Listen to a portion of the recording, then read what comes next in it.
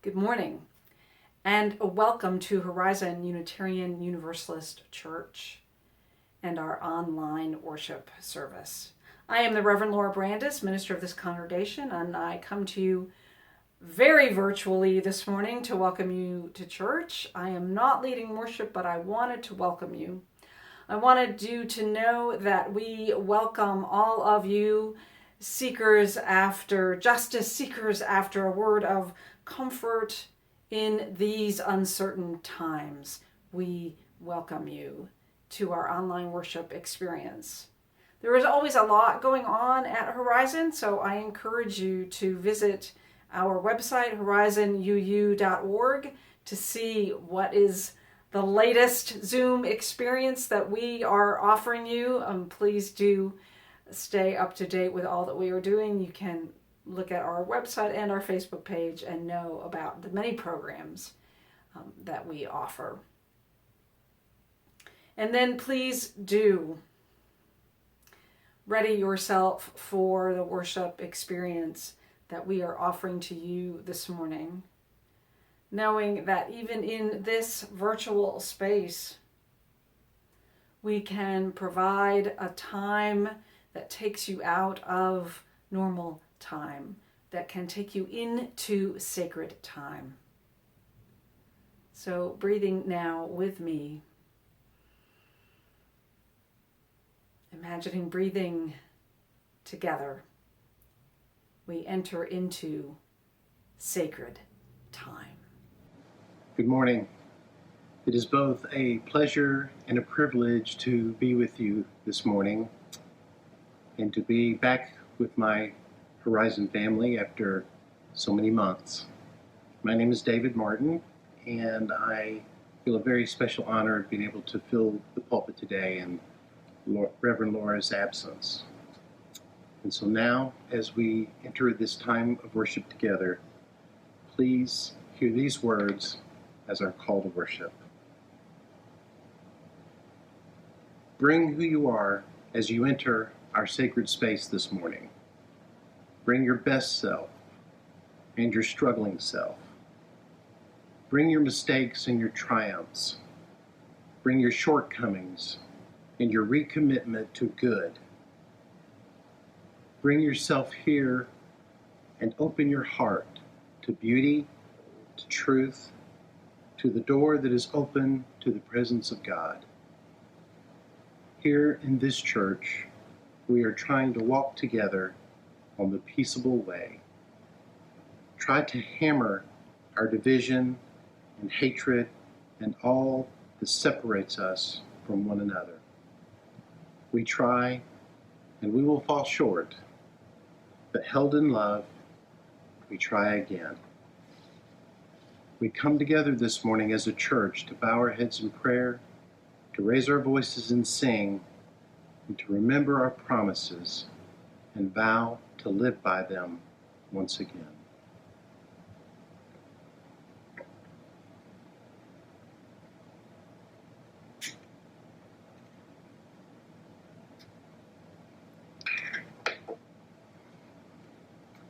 May the flame of this chalice, the symbol of our faith, connect us to all who have come before us, all who are with us in body and in spirit, and all who are yet to come into being. May it serve as a reminder of our unity and connection across all space and time.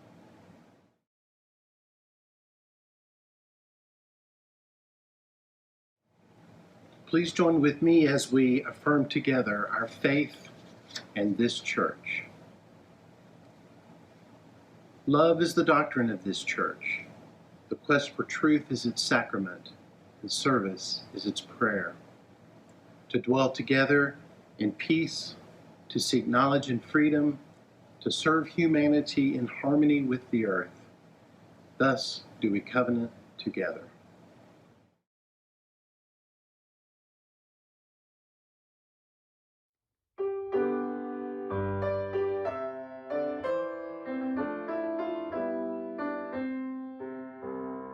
Come sing a song with me, come sing a song with me, Come sing a song with me that I might know your mind, and I'll bring you hope when hope is hard to find, and I'll bring a song of love and a rose in the winter time.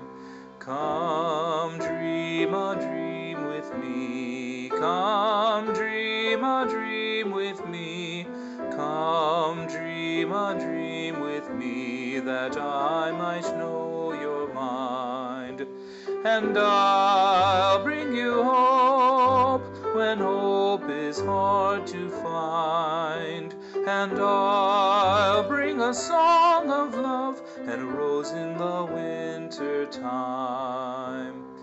Come walk in rain with me, come walk in rain with me, come walk in rain with me that I might know your mind, and I'll bring you hope when hope is hard to find, and I'll bring a song of love and a rose in the winter time.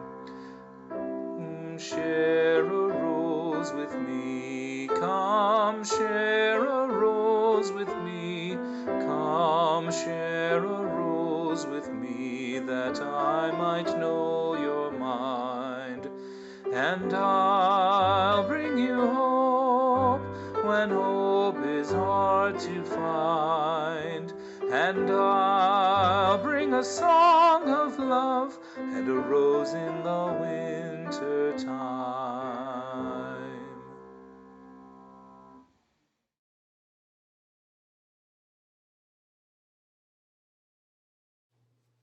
Do you like to wear costumes? And if you do, why is that? Is it because you are trying to be something you're not? Or maybe it's because the costume reveals the real you on the inside. I have a story about costumes based on the Ladybug Girl series by David Soman and Jackie Davis. And Ladybug Girl is really a little girl named Lulu. And when she puts on her ladybug costume, she becomes Ladybug Girl, a superhero who uses her imagination to have adventures. It was fall, and one day Lulu was playing in her backyard. She was wearing her Ladybug Girl costume, and her older brother looked at her and asked, "Oh, are you still wearing that ladybug costume?" "So what if I am?" answered Lulu. "I like it." And she looked down at the beautiful red top, the floofy red skirt, the pretty red wings, the shiny red boots with black ladybug dots on them, and she even had bouncy red antenna on her head that moved as she walked. Yes, she thought, this is perfect. "Ugh, you've been wearing that costume like forever," her brother said. "Have you ever thought of wearing a different costume? Ladybugs don't have anything special about them anyway. Why don't you change?" Lulu thought about it. She looked up to her older brother and listened to what he had to say. "Well," she thought to herself, "I have been Ladybug Girl for a long time, and ladybugs really don't have any superpowers. I wonder if he's right. I wonder if I should be something else." It was growing chilly, so Lulu went inside, and she started thinking about all the different kinds of costumes she could have. She could be a robot, she could be a superhero, maybe a different kind of animal. And nothing seemed to be right, and as she was thinking, she heard her mom call from downstairs. "Lulu," her mama called, "it's time to go to the grocery store with me." Now, Lulu loved to go to the grocery store because she was old enough to read, and she could take the list, go into the next aisle over, and get the items and bring them back to the shopping cart. This was a new chore for her, and it made her feel grown up. "Okay, Mama, be right there," Lulu answered. As she came down the stairs to the front door, Mama stopped her. "It's getting cold, sweetheart," she said. "Here, put on your hat and coat." And Lulu did. As they pulled up into the parking space, Lulu leapt out of the car and retrieved a nearby shopping cart from the cart corral, another grown-up job she had recently acquired. While she was tugging on the handle to loosen it, she glanced over at a nearby car and saw a little boy dressed as a superhero in the back seat, in a car seat. Maybe I gave up too soon on that whole superhero idea, thought Lulu as she kept shopping with her mom. As she went down the canned food aisle to get vegetables from the list, she thought to herself, ooh, maybe I could be a superhero spy, or maybe I could be a goddess superhero in a red, white, and blue costume with the red boots. And as she was thinking this, she bumped into something small and colorful. It was the little boy from the parking lot. Oh, I'm sorry, said Lulu, and she stopped talking when she saw his face. He had been crying. What's wrong? Lulu inquired. The little boy answered, I'm lost. I can't find my mommy. And with that, he began to cry. Oh, thought Lulu to herself, her hands going to her face confused. What should I do? She looked around, but Mama and the cart were nowhere to be seen. Her fingers felt the brim of her cap. Her hands went up to her head, grabbed the stocking cap, and pulled it off. Out sprang her ladybug girl antenna. Ladybug girl to the rescue, she exclaimed. As she took off her coat, she revealed her red ladybug girl costume underneath and quickly came up with a plan. She turned to the little boy. Don't worry, she said. I remember what my mama told me to do if I ever got lost. Let's go to the manager's office. And she grabbed his little hand and started walking with him. The manager's office was easy to find because it was in the front of the store next to the holiday display. And right now there were pumpkins and scarecrows displayed, and that caught Lulu's eye right away. The manager came out right away when he saw the boy crying. He asked the little boy his name, went to his phone, and made an announcement to the entire store that Derek's mom should come find her son at the manager's office. In just a few moments, a woman who had been very upset appeared from the produce aisle and hugged her son. Derek, I was so worried about you, she said. Lulu, aka Ladybug Girl, was basking in the glory and waiting for the mom to congratulate her on her heroism when she heard her own mother exclaim, Lulu, is that where you've gone to? I've been looking all over for you. She also raced to the manager's office. At least you were easy to find in that red costume. What's your name, little girl? Asked Derek's mom, looking at Lulu's clothing. I'm Ladybug Girl, exclaimed Lulu. Well, thank you, Ladybug Girl, answered the mother with relief.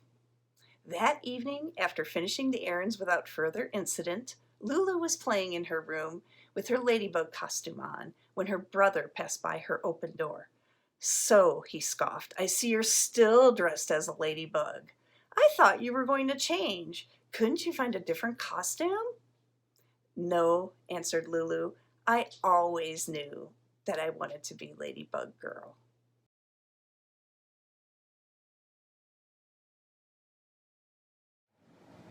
As we prepare to give and receive this morning's offering, I want to thank you for the continued gifts that sustain the mission of this church and the ministry of this church. As we approach the time for offering, I invite you to give what you will for the church that has meant so much to you, for the church that has meant so much to those who came before you, and for the church that will mean so much to people you will never know. Give what you will, for you are a generous people. And now, may we receive and give to one another.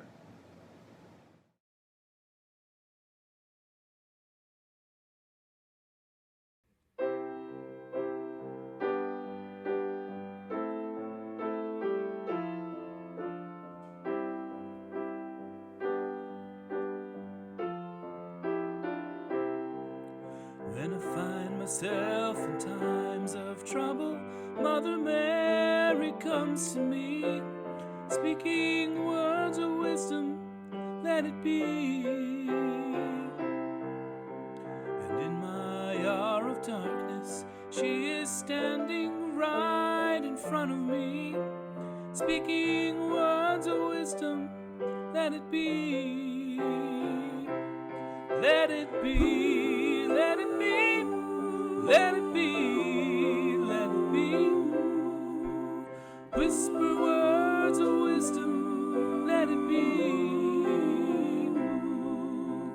And when the broken-hearted people living in the world agree, there will be an answer, let it be.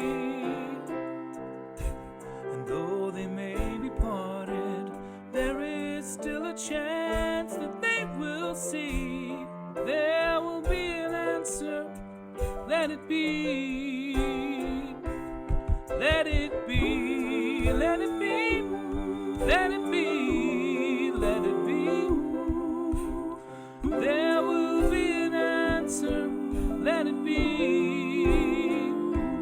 Let it be, let it be, let it be, let it be.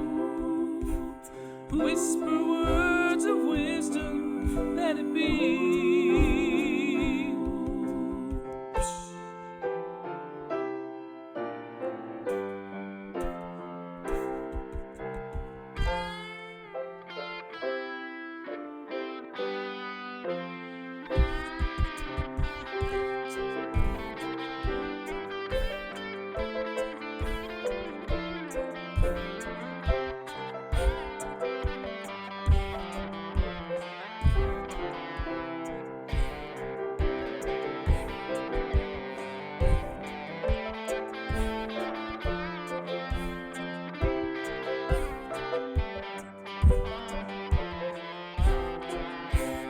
Let it be, let it be, let it be, let it be.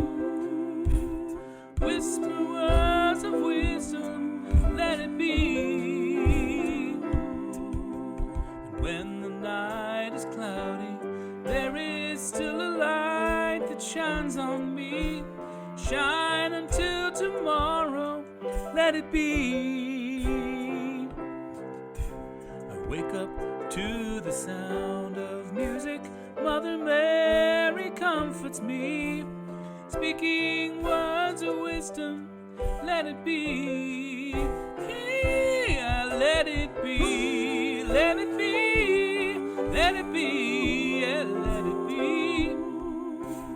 There will be an answer, let it be. Yeah, let it be, let it be, let it be, yeah, let it be. Whisper words of wisdom, let it be. Let it be, let it be, let it be, yeah, let it be.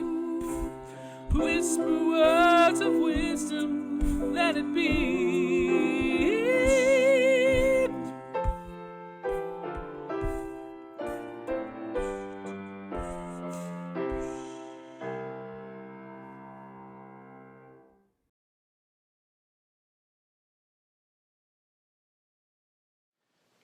Love is the doctrine, the teaching of this church, and it is with this principle that we are present with one another through the joys, the sorrows, and especially in the way these things tend to arrive all at once in a tangled blessing we call life.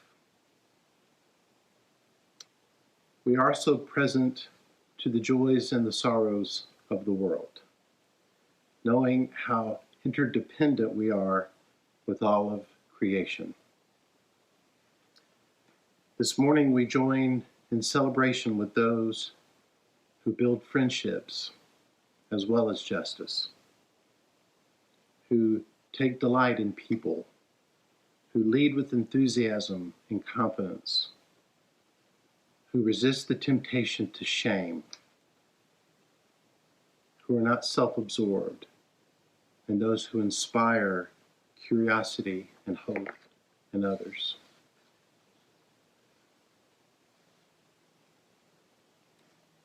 We celebrate those who play as well as work, who sing and dance and inspire us with their joy and energy. And this morning we hold in our heart those who have been touched by hatred and violence, death and sorrow, who face the uncertainty and the stress of a world that is turned upside down.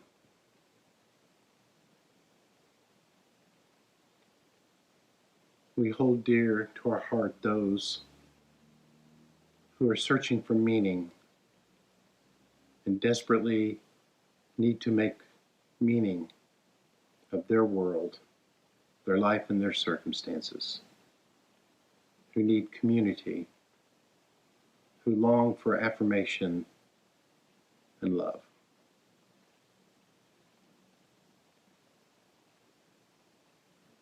Beyond all of this that we've named, let us honor those joys and sorrows that remain unspoken, yet live in the silence of our hearts. The stories of heartache, of hope, beauty, and loss. For all those places that need forgiveness, may forgiveness be given and received. For the division in our nation, in our families, and in our lives, may we be restored to new wholeness. And for the many blessings of our lives, may our hearts be overcome with gratitude.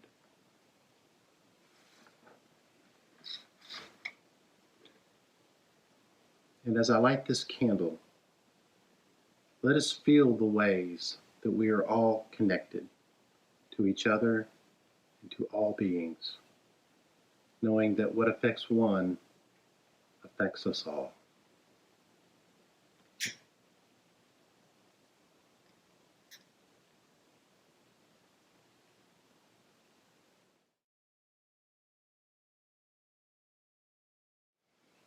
And now, as we enter into a time of meditation and reflection and silence, let us simply breathe together.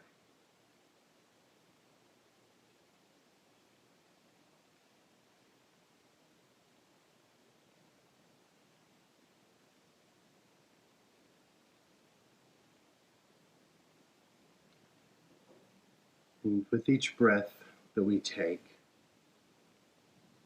may we feel connected to that primordial goodness that permeates all of life.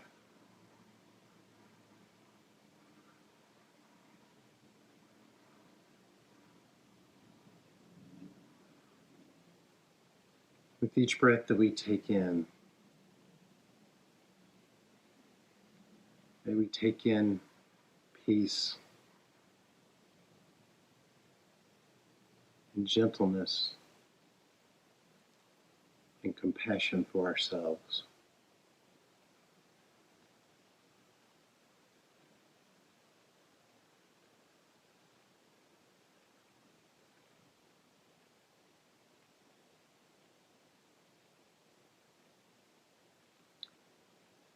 And with each breath that we exhale,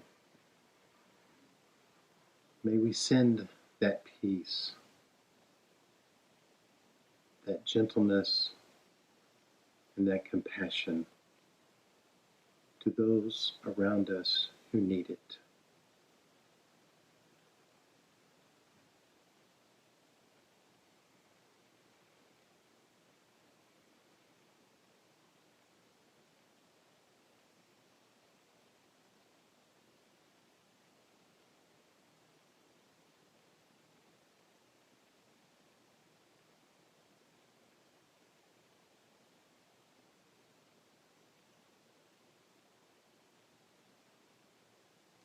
Breathing together, we take in peace and gentleness and compassion.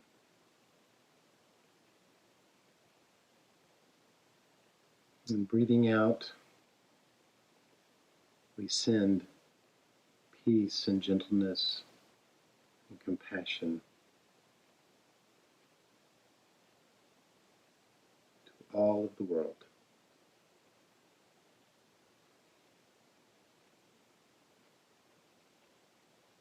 Let us breathe together.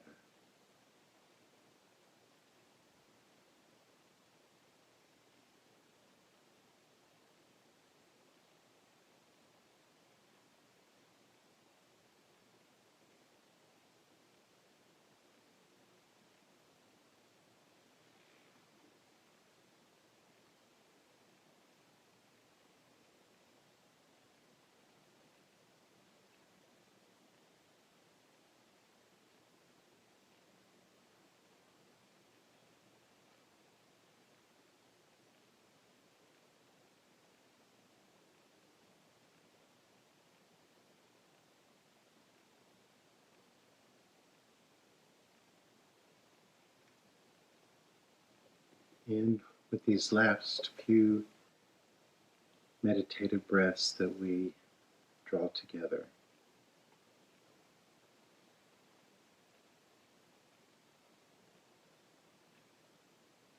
let that sense of basic goodness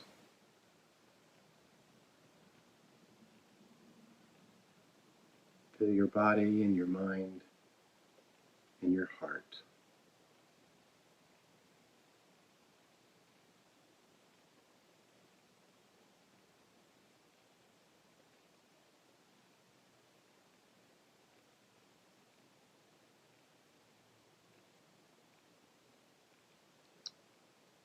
Amen.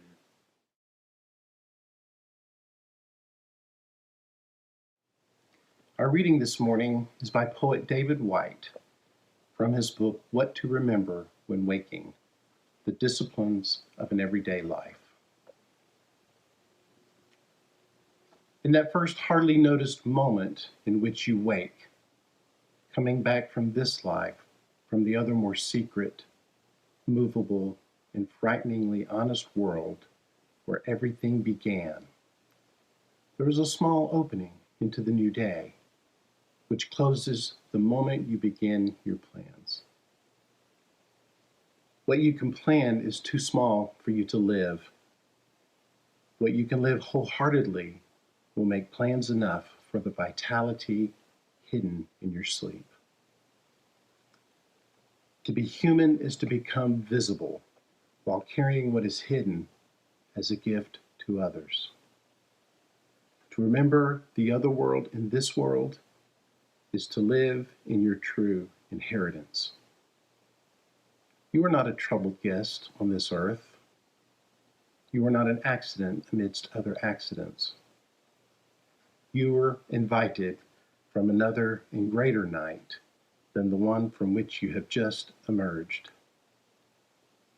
Now, looking at the slanting light of the morning window, toward the mountain presence of everything that can be, what urgency calls to your one love? What shape waits in the seed of you to grow and spread its branches against a future sky? Is it waiting in the fertile sea,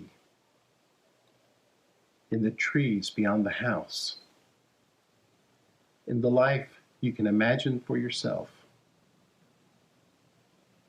in the open and lovely white page on the writing desk?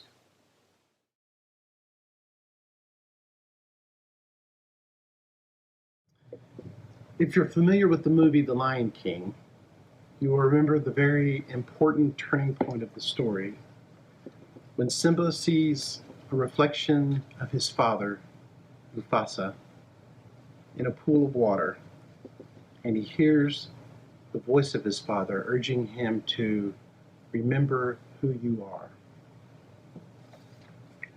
As Simba gazes more closely at his father's image in the water, his father's voice urging him to remember the image transforms into Simba's own reflection, and he begins to remember that he is indeed the son of a king.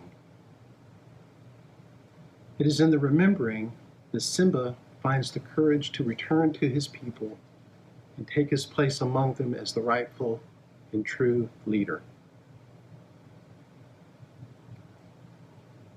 There is something powerful in remembering.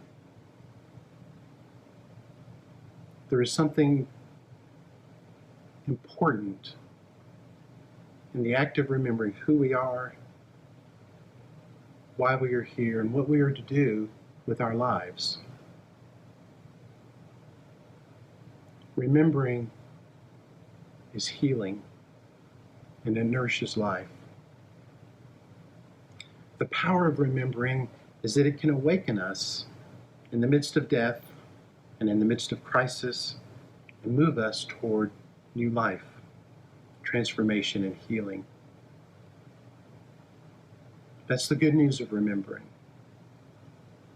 The bad news is that it often takes a crisis of some kind to awaken us to remember, which is why we frequently call a crisis a wake-up call.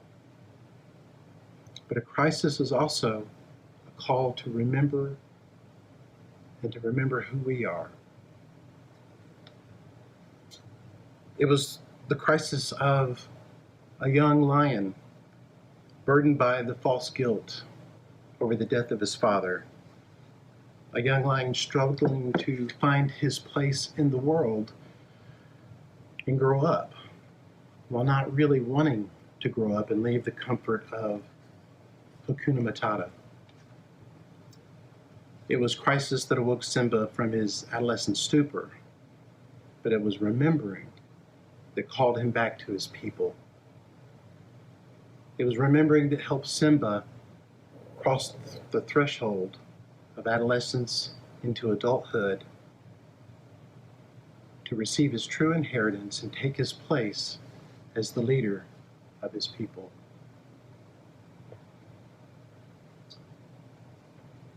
In the many years that I spent with people at the end of life, I learned that for most, it was not death that they feared as much as it was the fear that they would not be remembered. That they would not be remembered by their family, by their friends, or by this world. And that somehow they would be lost. They feared that if they were forgotten, it would be as though they had never even existed. And the threat of non-existence is worse than the pain of death.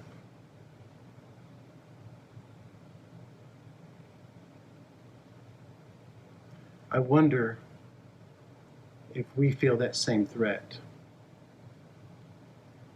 For the last few months, the world has been in crisis, and there seems to be no end to the stream of bad news and violence and fighting and restrictions and fear. Nothing is as it was, and we are a long way from Hakuna Matata. As I reflect on the world that we live in now, I can't help but wonder what crisis and the work of remembering mean for us. I wonder if it is possible that in the midst of this pandemic, if we are awakening as well to a call. Perhaps it's a call to do the difficult and soulful work of remembering who we are, not as individuals alone, but collectively as a nation, to remember who we are as a people as communities, as a world, as friends, as neighbors, as brothers and sisters, colleagues, co-workers, moms and dads. I wonder if we are awakening to something new. I'm reminded that this hour in which we gather to worship together as a community, we are engaged in a collective act of remembering. This hour of worship is also this hour in which we gather and remind ourselves and remind each other who we are. And so as I gave thoughts to words that I could offer you today, I remembered the words of poet David White that have become a constant and gentle reminder and an invitation into the act of remembering. And so I would like to share these words with you once again. What to remember when waking.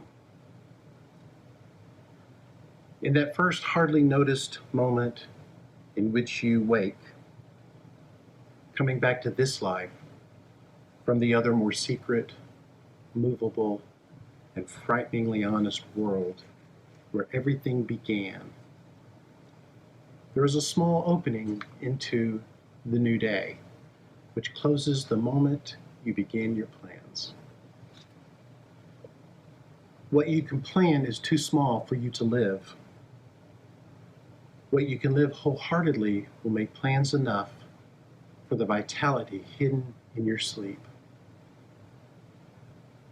To be human is to become visible while carrying what is hidden as a gift to others. To remember the other world in this world is to live in your true inheritance. You are not a troubled guest on this earth. You are not an accident amidst other accidents. You were invited from another and greater night than the one from which you have just emerged. Now, looking through the slanting light of the morning window, toward the mountain presence of everything that can be, what urgency calls you to your one love? What shape waits in the seed of you to grow and spread its branches against a future sky? Is it waiting in the fertile sea, in the trees beyond the house, in the life you can imagine for yourself, in the open and lovely white page on the writing desk? The poet writes of the moment when you first awaken to find yourself in that mysterious place between the misty, sleeping world of dreams and images and the waking world of a new day. He speaks of that desire to linger in that other dream world as long as we can while being pulled into the waking world of a new day, and all the while knowing that we must eventually let go of one world to embrace the opening of a new one. As I've read this poem over and over again, I find myself drawn to the poem's own turning point, the point of awakening and remembering. With these words, to become human is to become visible while carrying what is hidden as a gift to others. To remember the other world in this world is to live in your true inheritance.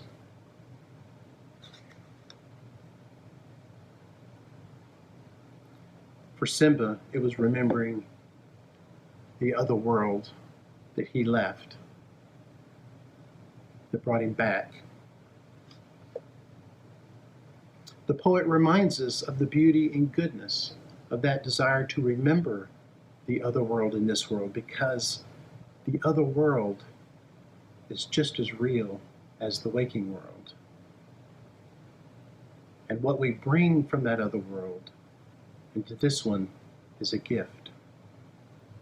He reminds us that that other world, the world of the greater night, is a world far beyond us, but it's a world that connects us, all of us. And the gift that we bring from that world helps us find our place in this one, not as troubled guests, but as a people who belong here.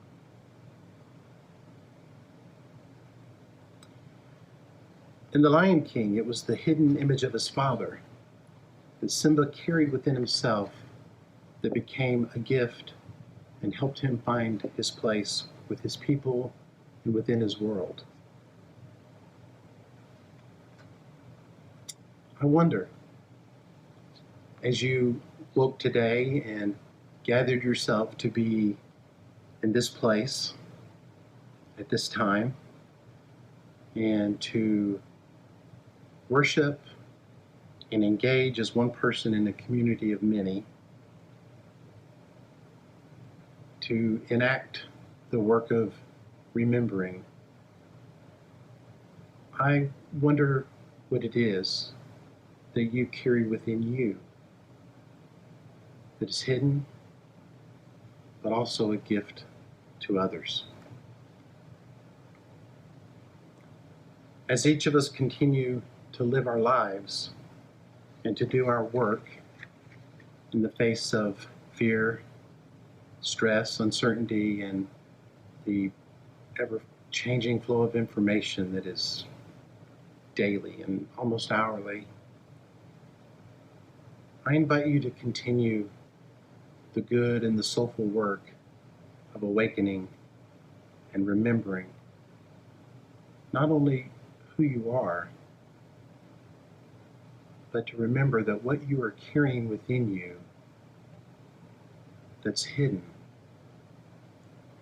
but also a gift to others and a gift to this world. And my deepest desire for you is that in your remembering, that you find the courage to live in your true inheritance, and that you come to know that you are loved. Amen.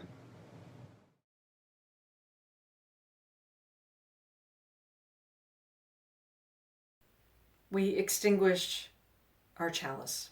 We extinguish this flame, but not our commitment to our mission, to welcome radically, to love boldly, to grow spiritually, and to serve courageously. Our commitment to this mission we carry in our hearts until we are together again.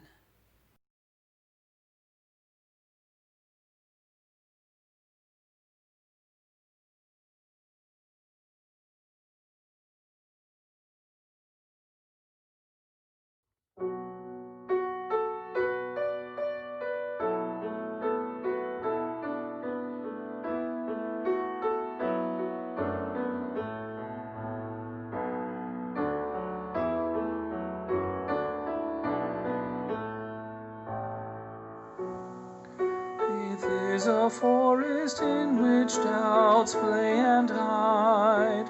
Insight can hear the still small voice deep inside. Web of life, may this thread I weave, strength and commitment to all I believe. Vision be my guide as I seek my way. Tender day, speak through me in all I do and say. Seeds Deeds of both meek and strong are scattered in air. Dignity shines undimmed by bigotry's glare. Web of life, may this thread I weave. Help me bear witness to all I believe. Justice be my guide as I seek my way. Lead me into this tender day. Speak through me in all I do and say. Fortune and famine ride the swift winds of chance. Sorrow and pleasure seem united in dance. Web of life, may this thread I weave. Mingle compassion with all I believe. Mercy be my guide as I seek my way. Lead me into this tender day. Speak through me in all I do and say.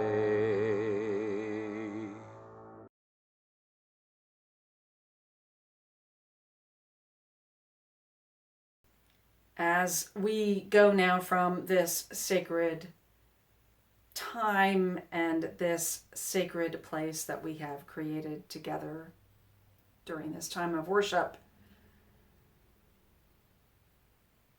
go with a commitment to improved allyship. Be a better ally. Listen to the stories of those from the margin. Be willing to learn all of the stories of our history. Go from this sacred time and place, go in peace. Wear a mask. Blessed be, and amen.